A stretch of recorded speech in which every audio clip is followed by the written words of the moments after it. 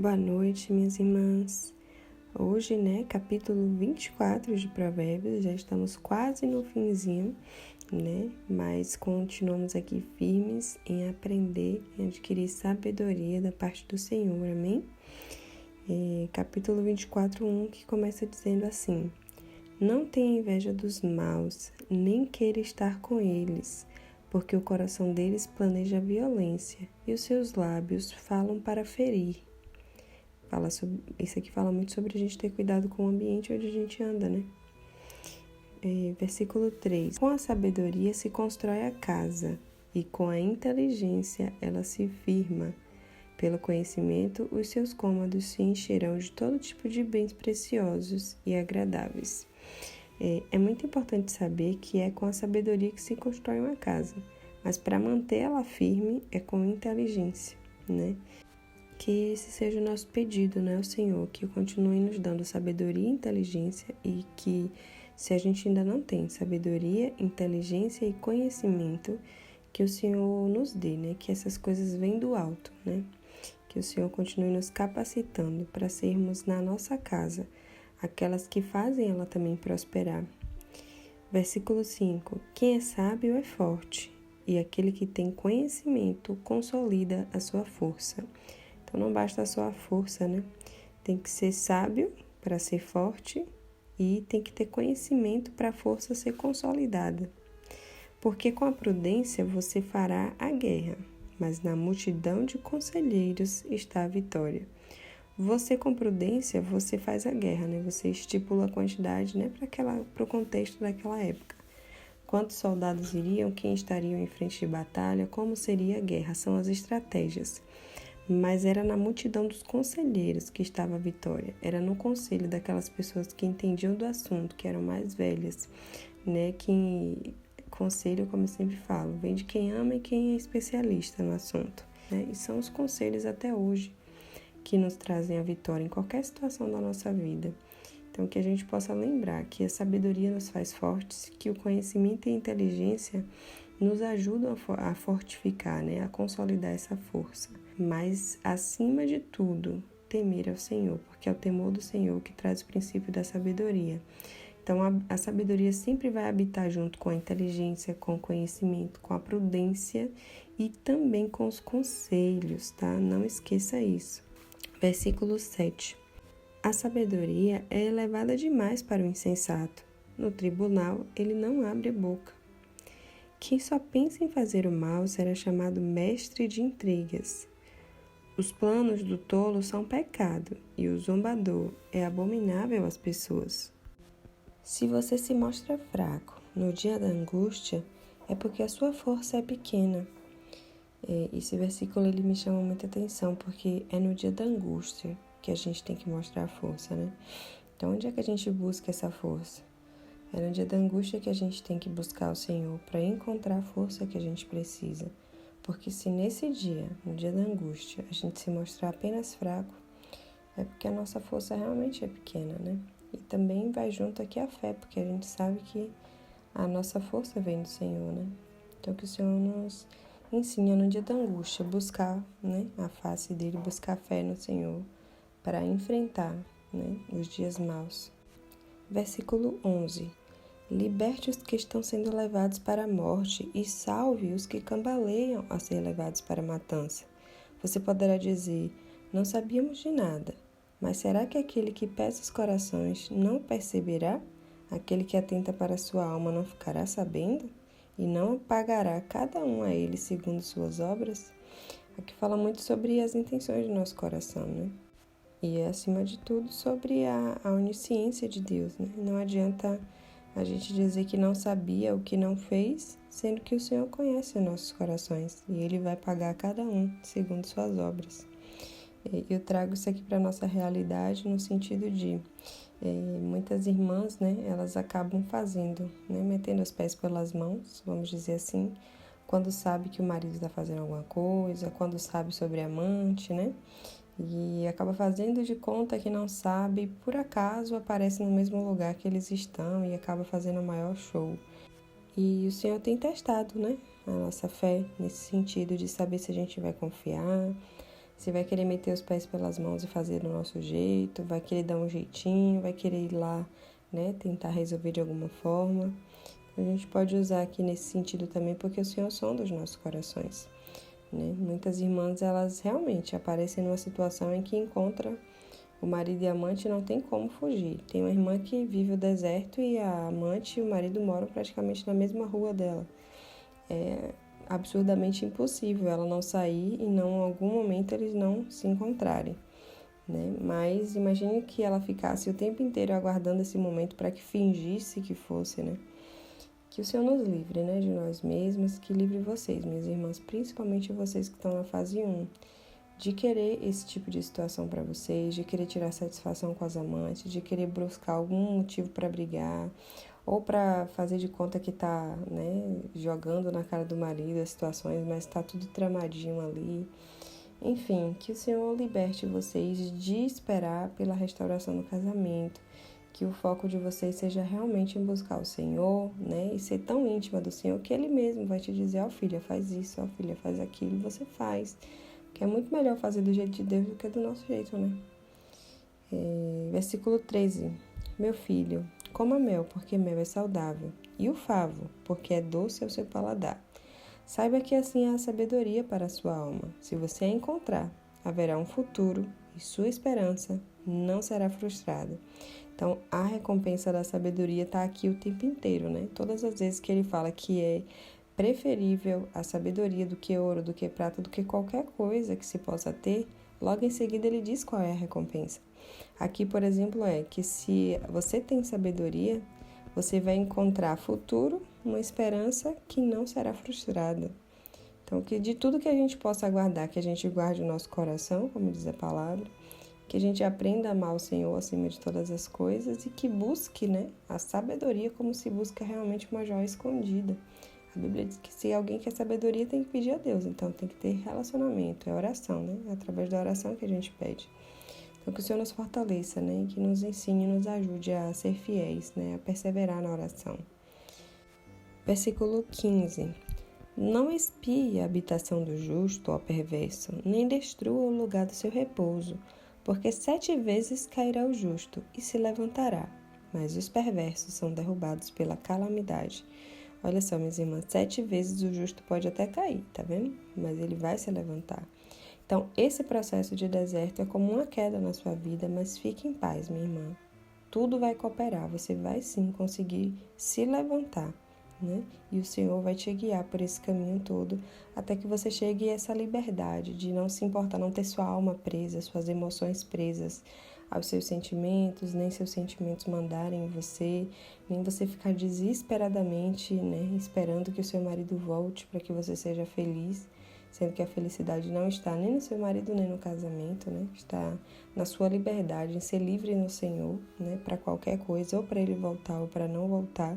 Então, que o Senhor renove em você essa esperança de que há sim um futuro com o Senhor, onde você é livre, onde você não é presa, né, as suas emoções, onde o casamento, o marido, os desesperos, as situações não são mais o foco da sua vida e que tudo fica realmente mais leve, né? O Senhor torna todo esse fardo, que realmente é pesado, mas Ele torna um fardo muito leve, né? Suportável. Então, que o Senhor te ensine a perseverar, minha irmã, te dê força para que você consiga perseverar.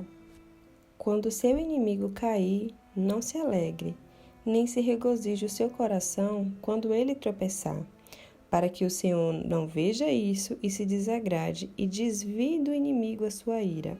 Olha aqui que importante isso. Não é para você ficar feliz, né, e alegrar o seu coração, porque, vamos supor, a amante, né, caiu ou teve um problema.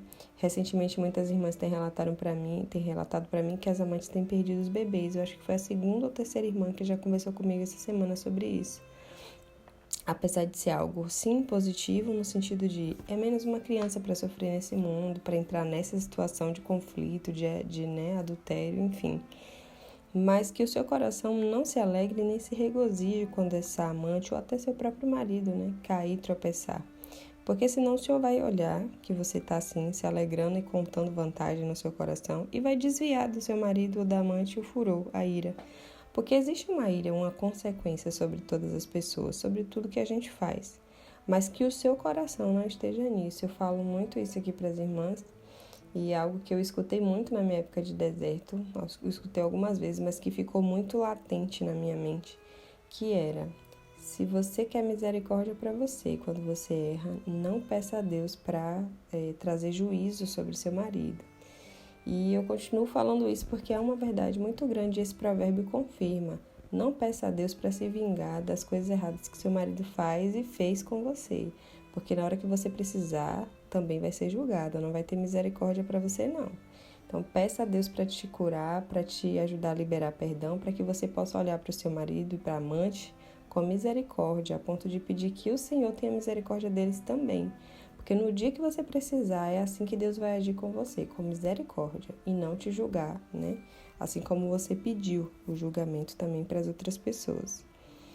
19. Não se irrite por causa dos malfeitores, nem tenha inveja dos ímpios, porque os maus não terão futuro, e a lâmpada dos ímpios se apagará. Veja que a Bíblia está o tempo inteiro reforçando, tanto em Provérbios quanto nos outros livros, de que os ímpios se apagarão, os ímpios terão as consequências. Só que a gente acha que é amanhã, né? Que é depois, que a pessoa fez um dia, vai ter recompensa no outro ruim. Mas não, a vingança é do Senhor, minhas irmãs. O que a gente tem que focar é em Deus restaurar a gente, ensinar a gente a liberar perdão, aumentar a nossa fé, né? E não em vingar, né? O que o outro fez com a gente. O versículo 21. Meu filho, tema o Senhor e o rei. Não se meta com os revoltosos, porque de repente serão destruídos, e a sua ruína que virá do Senhor e do rei, quem a conhecerá? Olha só, né? Temer ao Senhor, aqui não temos mais a época de reis, né? Mas temer ao Senhor e não se meter com os revoltosos, porque os revoltosos serão destruídos, né? Pela ira do Senhor. E se você, né? Se estiver com essas pessoas, você também vai ter a recompensa que eles terão, né? Versículo 23. Esses também são provérbios dos sábios. Aí vem o 24. Parcialidade no julgamento não é bom. Quem disser ao ímpio, você é justo, será amaldiçoado pelos povos e detestado pelas nações. Mas haverá bem-estar para os que repreenderem o ímpio, e sobre eles virão grandes bênçãos. Então veja aqui que você não deve ser parcial no julgamento. Se você sabe qual é o lado errado, escolha um lado, né? Não seja parcial. E não diga que o ímpio é justo, porque ele vai ser amaldiçoado. Mas se você repreende quem é justo, virá grandes bênçãos sobre você, né? 26. Como beijo nos lábios, assim a resposta com palavras sinceras. Cuide dos seus negócios lá fora, apronte a lavoura no campo e depois edifique a sua casa. Não testemunhe sem motivo contra o seu próximo, nem o engane com os seus lábios. Olha só, minhas irmãs, não testemunhar contra o seu próximo, sem motivo principalmente. Não diga, vou fazer com ele o mesmo que ele fez comigo. Pagarei a cada um segundo suas obras. Olha só, não faça isso. Lembre que a vingança vem do Senhor, está escrito lá em Romanos. Ele diz assim, minha vingança, né? Versículo 30. Passei pelo campo do preguiçoso e junto à vinha do homem sem juízo. Eis que tudo estava cheio de espinhos e coberto de urtigas, e o muro de pedras estava em ruínas. Ao contemplar aquilo, fiquei pensando, olhei e tirei a seguinte lição. Um pouco de sono, um breve cochilo, braços cruzados para descansar, e a sua pobreza virá como ladrão, e a miséria atacará como um homem armado. Aqui a gente vê que o livro de Provérbios fala muito sobre a preguiça, né, também. Então é só um pouquinho de sono, um pouquinho de cochilo, um bracinho cruzado, e de repente virá como um ladrão sobre você a miséria, né, e a pobreza. Então, aqui mostra, é uma coisa que eu gosto muito da Bíblia, que Deus nunca usou ninguém que estava sem fazer nada. Todo mundo que ele usou estava fazendo alguma coisa, né? Trabalhando, no sentido de, eu não tenho emprego. Não estou falando de emprego, estou falando de trabalho. Uma coisa é alguém que não tem emprego e fica em casa de braço cruzado, um pouquinho de sono, cochilo, não faz nada, né? E a outra é alguém que não tem um emprego, mas está sempre se esforçando para fazer algo. Gideão, ele estava numa situação bem difícil e estava ali escondido, malhando trigo, né? Para poder dar o sustento para as pessoas. Davi estava ali cuidando das ovelhas. Então, todo mundo que Jesus chama está fazendo alguma coisa, que Deus chama está fazendo alguma coisa, não está parado, não. Então, que se você não tem um emprego, busque no Senhor o que você pode fazer, porque o Senhor sempre vai usar aqueles que estão dispostos, né? Não estão de braços cruzados. E assim, minhas irmãs, concluímos mais uma leitura, o capítulo 24. Que o Senhor continue, né, nos dando sabedoria, discernimento para entender a palavra, para compreender todas as coisas. Como a Bíblia diz, não é para a gente entender apenas, eu não vou ler a Bíblia porque eu não entendo. Não, minha irmã, você vai ler porque é para você ler e guardar. O entendimento vem da parte do Senhor. Na hora certa, o Espírito Santo vai te lembrar essas coisas. Amém? Pai, muito obrigada por mais um dia, por mais uma madrugada, mais uma noite. Obrigada porque o Senhor tem nos sustentado, Pai, tem nos ensinado a fazer a Tua vontade. O Senhor tem nos colocado, né, nesse caminho para que a gente possa, sim, passar pelos processos, para que o Senhor, a Tua força, seja aperfeiçoada em nós. Muito obrigada, Pai, porque o Senhor não desiste de nós. Muito obrigado, porque a Tua misericórdia, a Tua paciência, Senhor, a Tua bondade é sobre nós. O Senhor tem colocado diante de nós o Teu caminho, que é Jesus, né? A Tua palavra, a Tua verdade. E que possamos aproveitar cada minuto, Senhor, que não desperdicemos nosso tempo com coisas que não são eternas. Ajuda as minhas irmãs, Pai, que ainda não têm sabedoria e discernimento que vem da Tua parte, que vem do alto, e tem feito tantas coisas, tomado tantas decisões, Senhor, baseadas em sentimentos. Em nome de Jesus, eu te peço sobre elas a Tua sabedoria, Senhor, que o Senhor as guie, que livre delas mesmas, Senhor, que o Senhor, que não haja, Senhor, sabedoria da parte delas mesmas, aos próprios olhos, Senhor, que elas não queiram entendimento que vem delas mesmas, Pai, mas que em nome de Jesus elas possam recorrer a Ti em todos os momentos, Senhor, para pedir socorro mesmo, Pai, para pedir ajuda nos momentos de falta de fé, Senhor, que elas possam ter a fé, Senhor, aumentada. Nós te pedimos, Pai, aumenta-nos a fé, Pai. São dias difíceis, são dias maus. O Senhor conhece o nosso interior, conhece a nossa capacidade.